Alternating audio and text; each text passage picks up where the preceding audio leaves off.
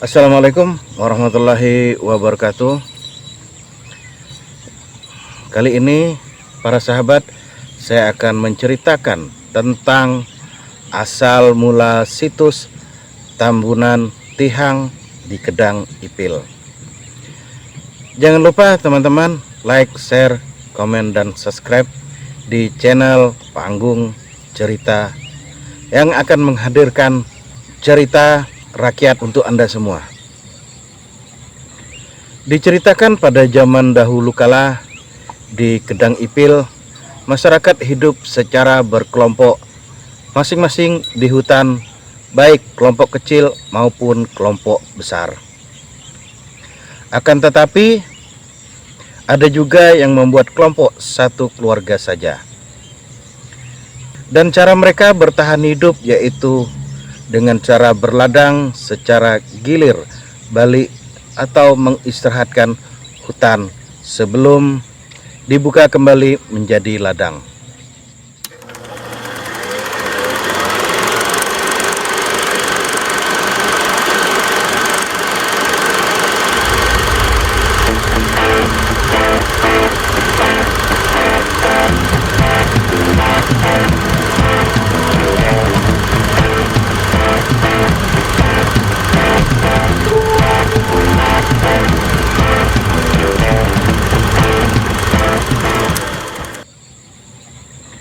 Diceritakan pada zaman dahulu kala di Kedang Ipil, masyarakat hidup secara berkelompok, masing-masing di hutan, baik kelompok kecil maupun kelompok besar.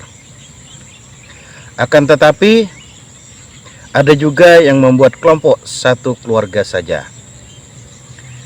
Dan cara mereka bertahan hidup yaitu dengan cara berladang secara gilir balik atau mengistirahatkan hutan sebelum dibuka kembali menjadi ladang. Berkebun, berburu, dan mencari ikan. Dan di sebuah bukit di Kedang Ipil tinggallah satu keluarga berjumlah 8 orang dan Pateh Kerata sebagai pemimpin di keluarga tersebut, sekaligus sebagai ayah dan ibu untuk ketujuh anaknya karena istrinya sudah meninggal dunia. Pateh Kerata merupakan leluhur masyarakat adat Kedang Ipil. Pateh Kerata bukanlah orang sembarangan, akan tetapi orang sakti mandraguna.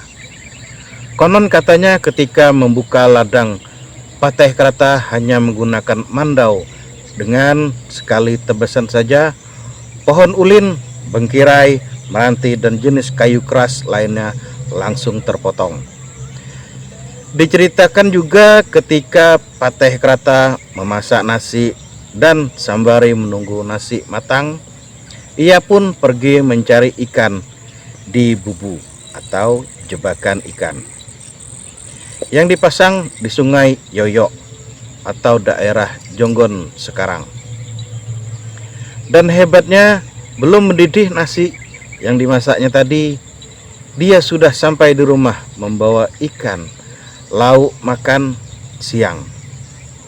Sedangkan jarak Sungai Yoyok atau daerah Jonggon sekarang dengan Kedang Ipil sekitar 100 km.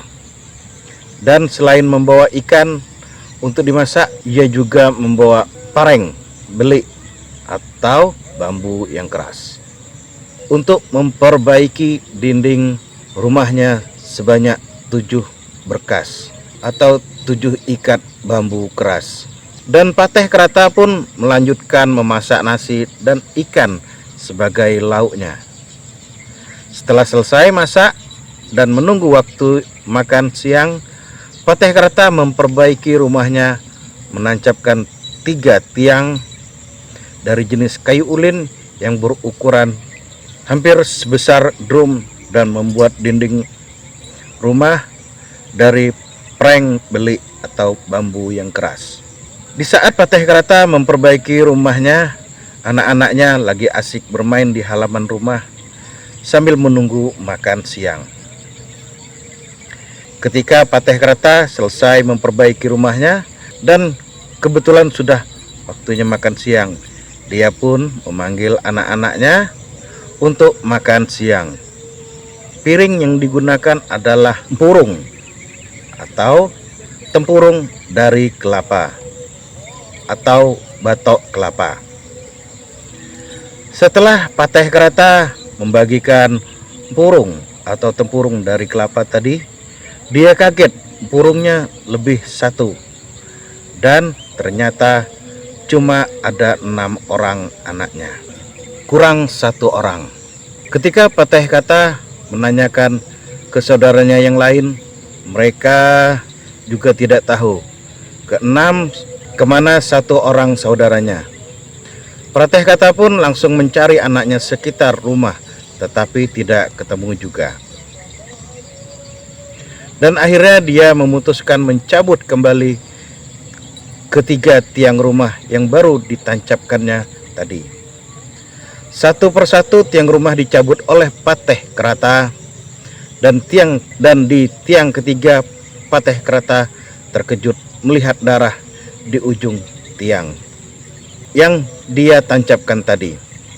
Ternyata anaknya tersebut jatuh di lubang tiang rumah dan dia pun menangis sedih.